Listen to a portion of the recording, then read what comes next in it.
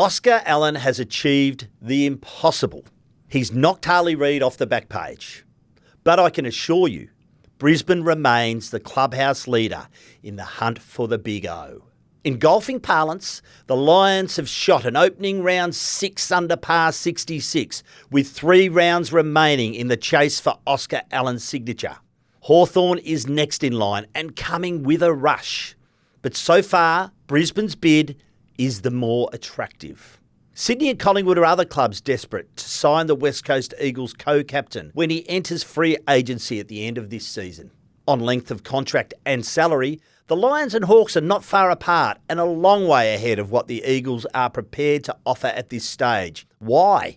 Well, the Eagles have been burnt by long-term contracts since their 2018 flag and are at a completely different juncture in their list rebuild to the Hawks and Lions. Brisbane, of course, is coming off a flag, and the Hawks are now on the clock for one. Although it must be said, it was only 12 months ago that the Hawks and the Eagles lists looked at similar stages.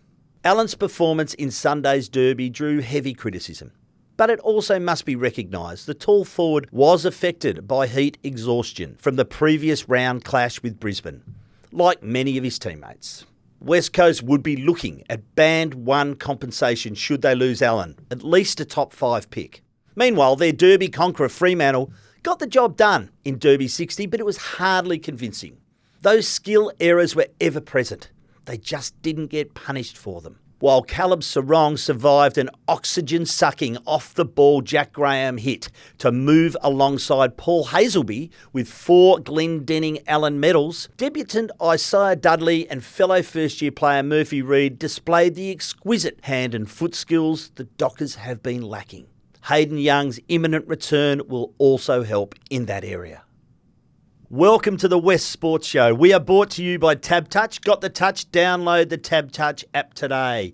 Imagine what you could be buying instead. For free and confidential support, visit gamblinghelponline.org.au. I am joined by the great Craig O'Donoghue. How are you, Cod? They're great. We've managed to just join forces for the first time today because you've been out at the Freo. I've been out at the Eagles all day. It has been a pretty big day for footy, and it's all about the Big O. Yes, it is about the Big O and your footy club, your football club, all of you at Hawthorn. But it's I can't believe that the captain of a footy club is doing this at this point of the season. Like we all looked at the Sam Mitchell, Harley Reid thing and went, really? Is that what Hawthorn are doing to try to get Harley? You know, it looks pretty ordinary the way that they're going about that. But now you flick it back onto Oscar and it's like, what are you doing? After your team's just stunk it up in a derby and you're going and meeting with the opposition coach about next year when you can't get a kick. I can't believe it. I'm going to defend him here. I'm going to get in his corner a little bit here. I know it's not a good optic, but he's a free agent at the end of the year. I think he's given the club good service. And yes, he has had his injuries over the last few years, but they're dog years, footy years, Cod, and he's entitled to look at his future. Its free agency comes up at the end of this year. So what is he meant to do? I mean, this is the landscape now. Even Don Pike admitted that this morning in an interview, that this is the landscape we now look at. Well, Don Pike has to admit that because he played golf with Chad Warner, didn't he? There you go. Yeah, so we know these things happen during bye weeks. We know these things happen during off seasons. I just think that at some point you've got to commit to your football club and be all in on your club. I didn't like Tom Barras meeting with Sam Mitchell over here last year at that point of the year. There's times when you're on and there's times when you're off and there's times where you have to be all in on your club and times where you can look to the future. And I just don't think that meeting with Sam Mitchell now is in any way helping West Coast, is in any way helping Oscar now that it comes out. And it sends a horrible message to every single other player on the list. And if you're a West Coast player, a young West Coast player at the moment, this is what you've seen in recent years. You've seen Elliot Yeo struggle to get on the field and then plays 6 or 7 good games and says, give me another contract on a long-term deal or I'll go elsewhere. And he gets his long-term deal and now he's injured again.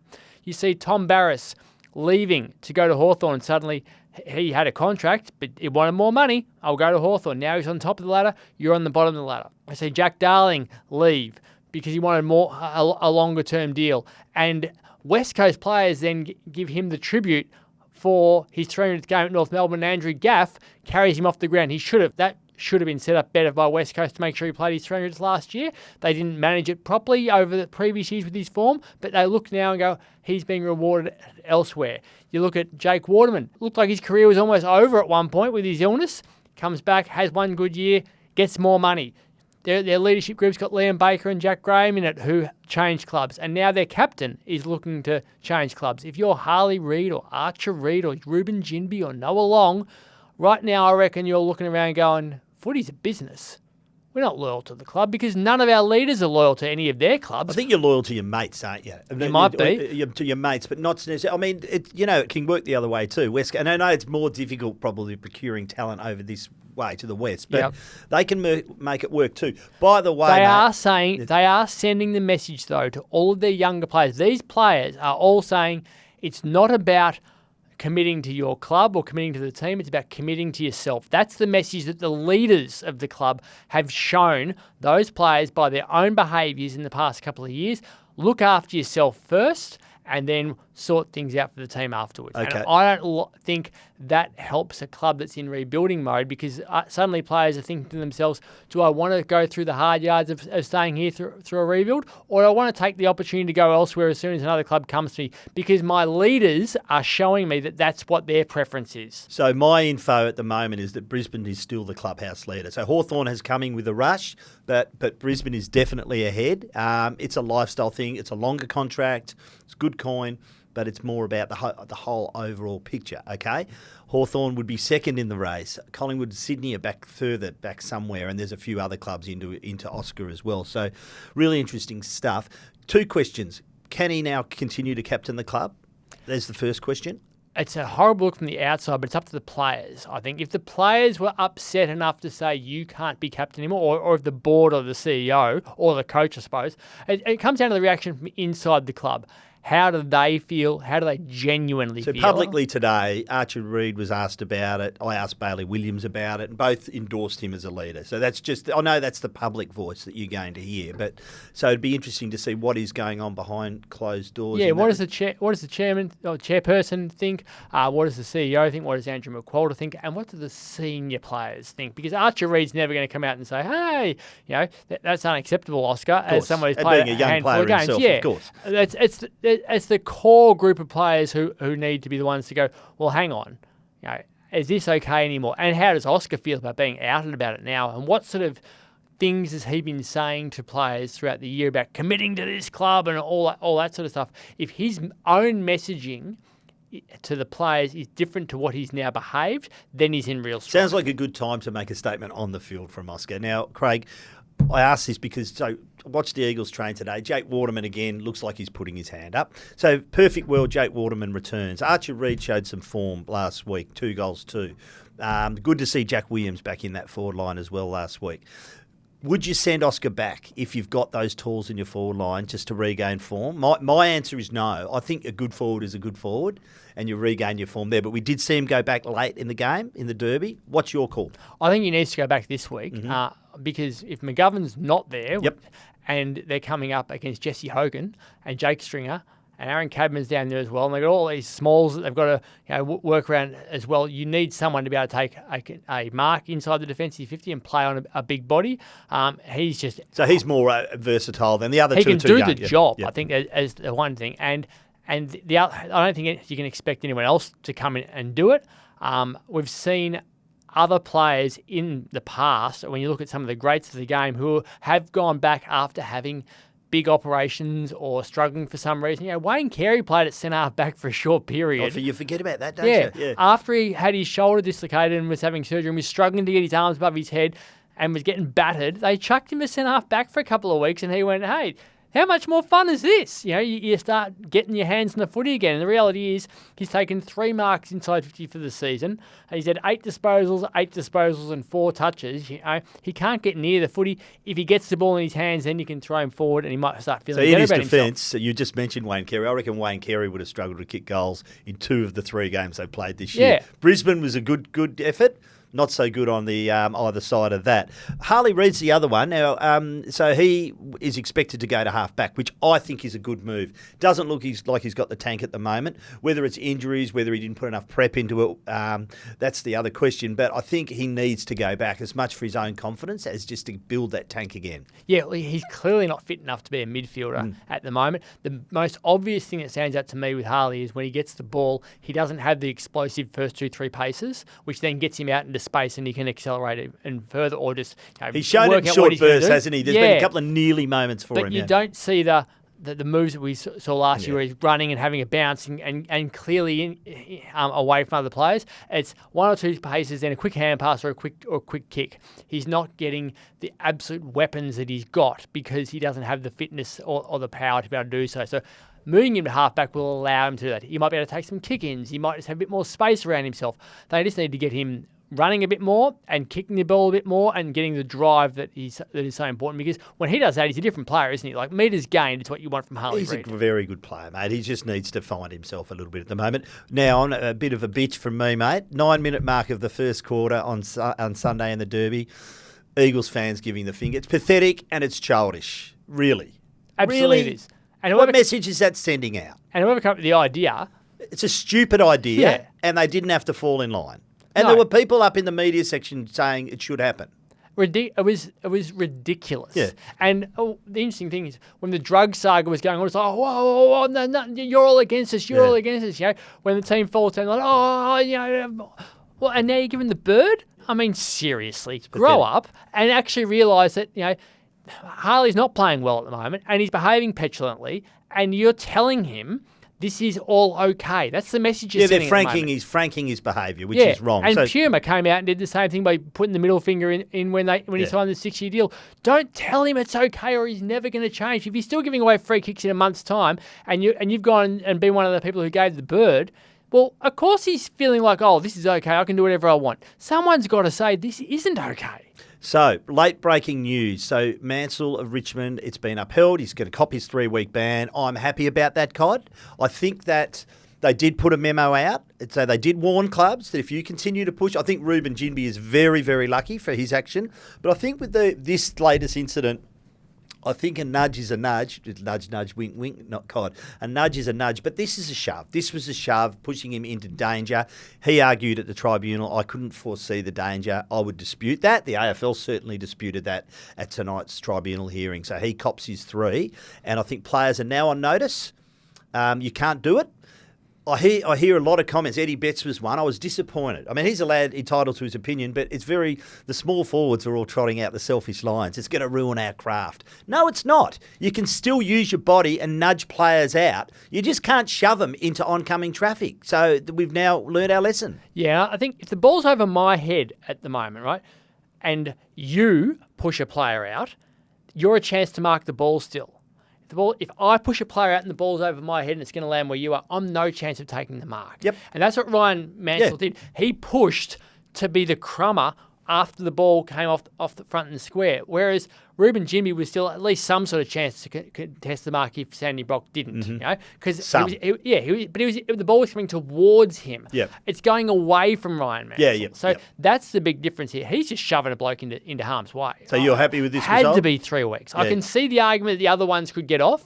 This one, I didn't see how on earth he could get off. It was so dangerous. Yeah, it was. So let's talk about the Derby now. The other side of the Derby, a 38-point win to Freo, unconvincing, Cod. The skill errors were still there, but they got away with them because they weren't playing a team that was capable enough of taking it up to them over 4 quarters. So there were some really good signs. Loved the debut of Dudley.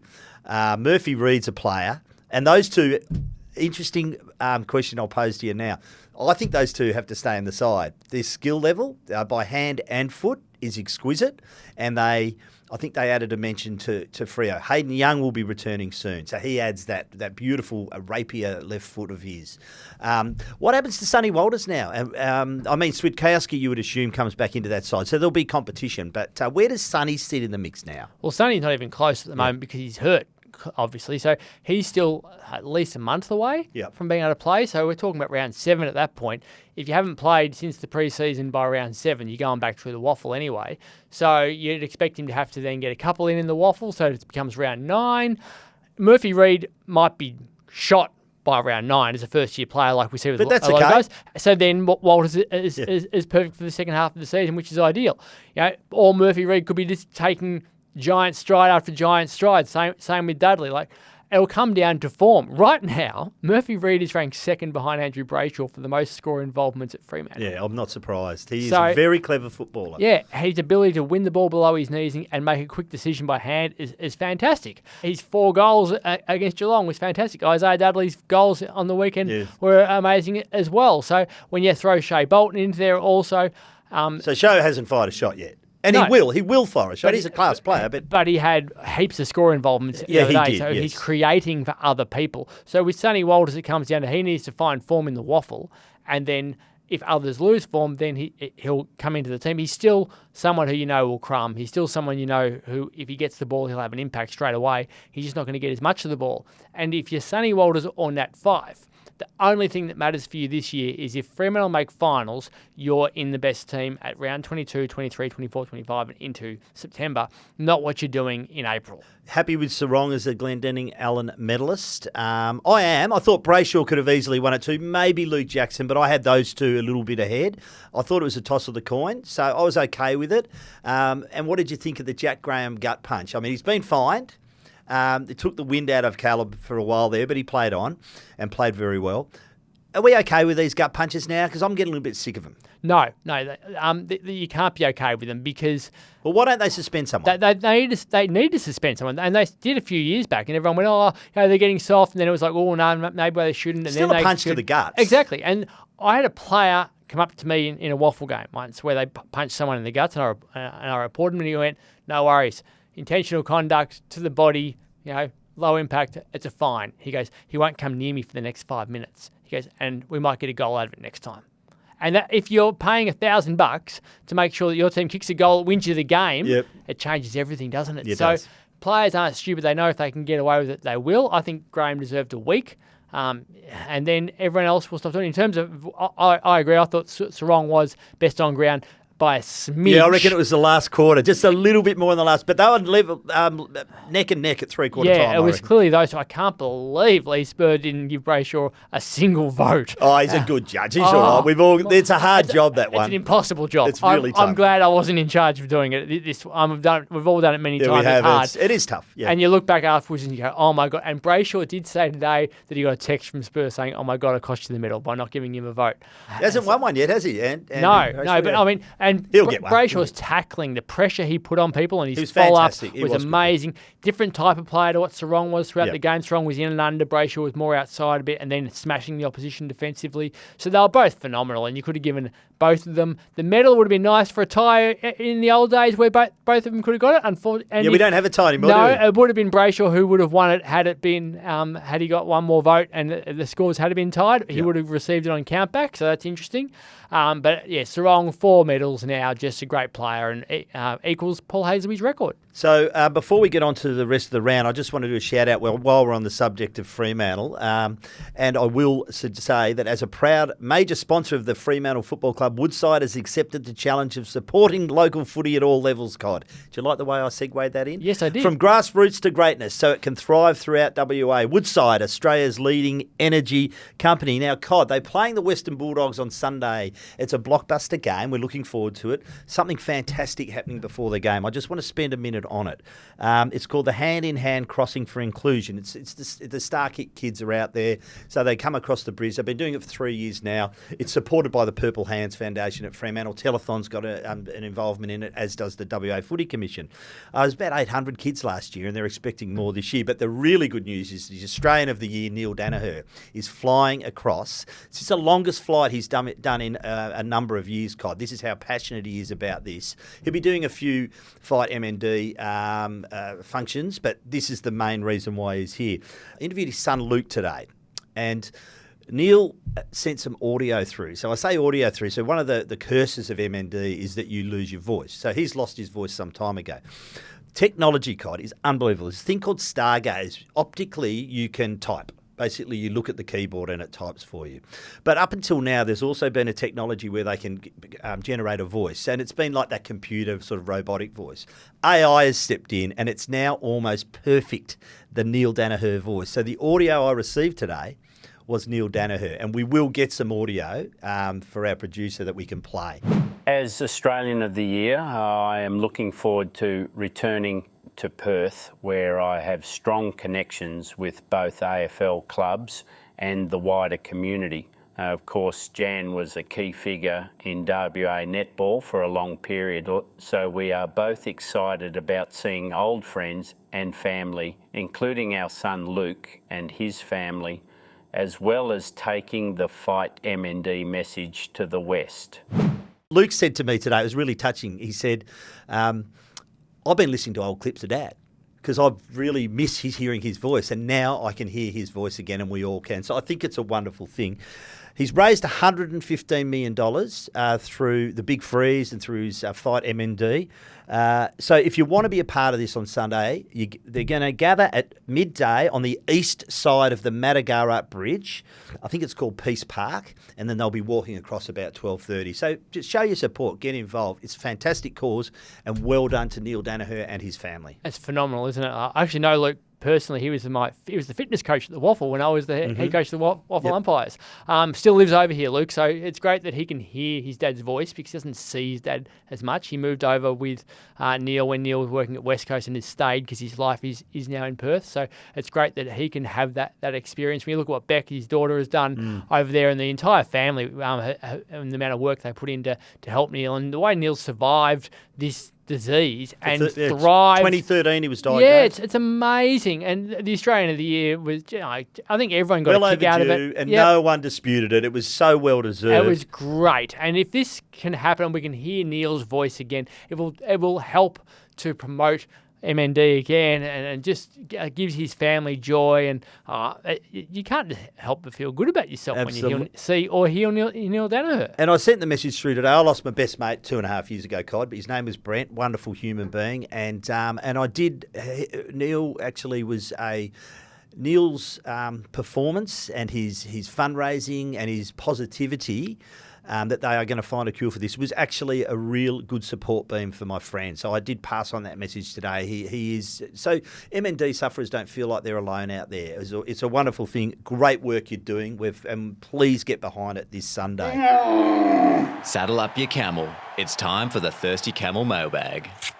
Cod, favourite time of the week, Thirsty Camel mailbag. This week we'll be giving away, as usual, a $50 digital voucher thanks to our friends at Thirsty Camel. This week's special Great Northern Super Crisp cans, only $59.99 a block. Buy 2 blocks and get a Thirsty Camel Great Northern Golf umbrella, Cod. Stocks are limited, so get in there while you can. Get your questions into TheWestSport at wanews.com.au. Please include your mobile number at the bottom of your email, as we will send you a digital voucher if you're a weekly winner. Hi, Quarters, loving the new podcast, but can you please elaborate on your previous comments that Oscar Allen doesn't owe the Eagles anything? For the past 3 years, including the start of 2025, he has been missing through injury performance and on-field leadership. How is that a return on the Eagles' investment and support? Kind regards, Mike. Good question. You need to elaborate on that. I will elaborate on it. Well, the year before last, he was pretty handy, wasn't he? Kicked a ton of goals. Yep. He was injured last year. That's correct. When he did return and he was injury free, what did he do against North Melbourne? He won the game for there. them. Yep. This Oscar Allen can play. I don't think he owes the Eagles anything. I think he's given them good investment. He's given good return for investment. He's entering free agency. He's entitled to look after himself because they are dog years as an AFL player. You're both entitled to your opinion, but I just don't think. I think he's given them a lot.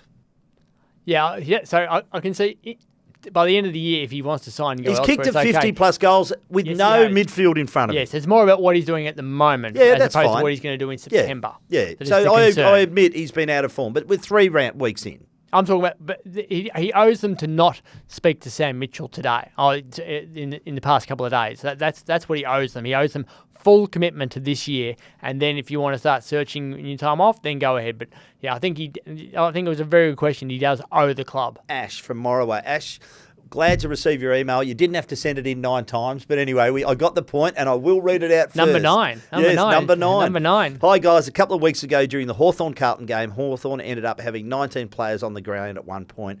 The AFL issued Hawthorn a please explain for this happening.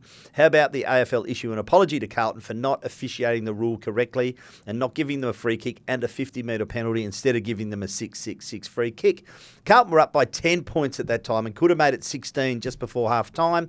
Might not have won them the game, but would have been a huge momentum boost for them. That's a really good email, Ash. We did discuss this a couple of weeks ago. They did get it wrong. It should have been a free kick at a 50, so which would have effectively been a goal.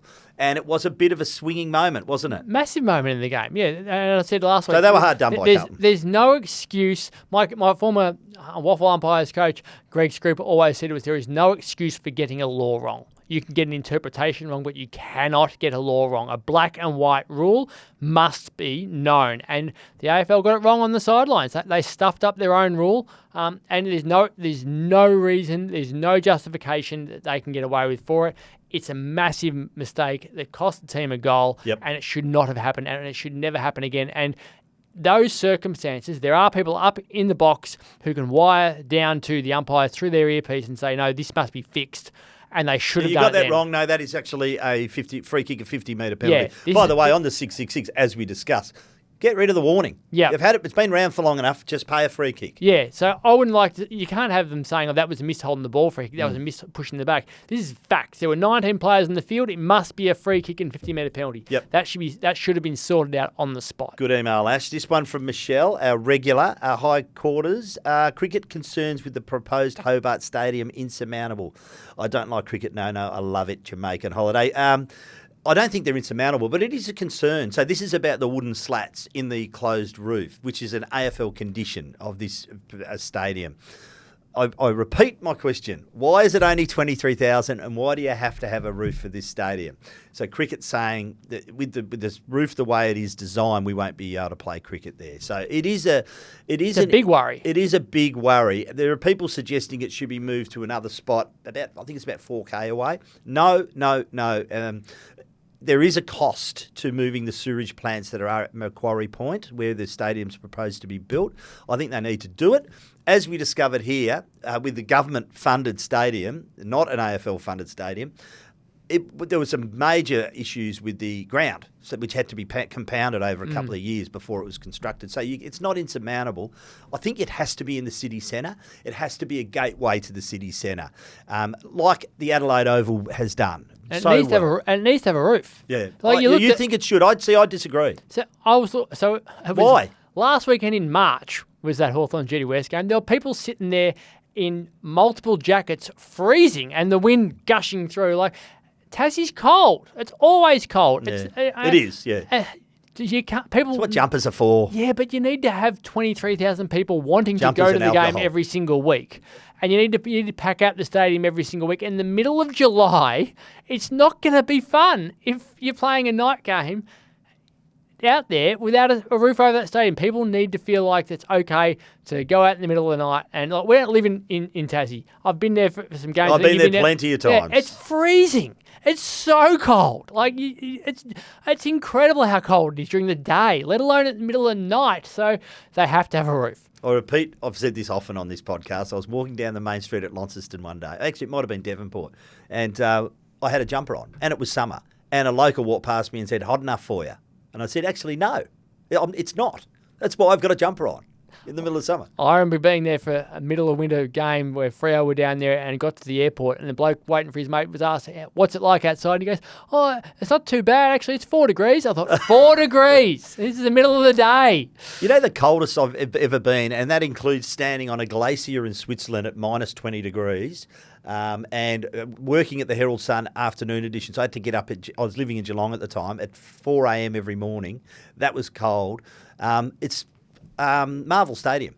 That is a wind tunnel. If you get caught in the wrong spot outside Marvel Stadium, it is cold. Yeah, it's freezing out there. Absolutely. That's the coldest I've ever been, I reckon. Okay, this is from another regular, Andrew. Hey, Quarters. For your gather round road trips, I'll just explain. So I'm taking 2 weeks off after this week.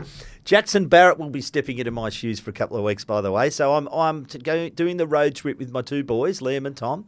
We're driving across to Gatherround, and so I'm looking forward to it. I love the drive across the Nullarbor. So Andrew's suggesting it's a song list, is it? Yes. The following songs to rehearse for your stated retort to the Powers spine-tingling theatrics of Never Tear Us Apart. That's right. I was saying I was going to stand there with a Hawthorn scarf and sing another In Excess song on the hill.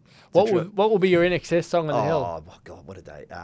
Send a message. Okay. That was probably what I'll sing. Sing that now. Sing it. Give us some. Send a message. I hope it gets through. Yeah, great song. We're good singers.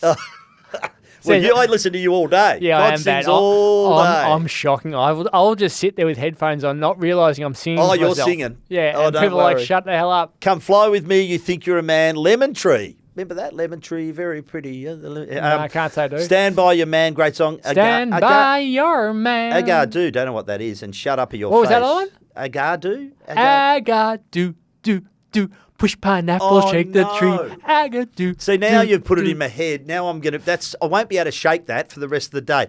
And, I'll return fire, shut up at your face. And, well, Joe Dolce. give us some. What's the matter, you? Hey. Have we got 500 miles in there? Oh, we haven't I would actually. walk 500 miles. Have you seen How I Met Your Mother, where that's the only song they've got in the car? That's a great episode. Well, I've asked them all to compile their own, two of them to compile their own playlists. I've got mine. Let's just say when I'm behind the circle, there'll be a fair bit of Neil Young playing. So that is going to bore them. But anyway, you get the idea, don't you? Who would have thought we'd be singing on this Exactly. episode? Oh, crazy things happen on this show. We have been brought to you by Tab Touch. Got the touch? Download the Tab Touch app today. Imagine what you could be buying instead. For free and confidential support, visit gamblinghelponline.org.au. And remember, you can watch or listen to this podcast on YouTube Music. Leave us a rating, perhaps for our singing cod, and a review. And don't forget to follow this podcast so you don't miss an episode. Talk to you on Thursday. Thanks, Cod. Thank you very much.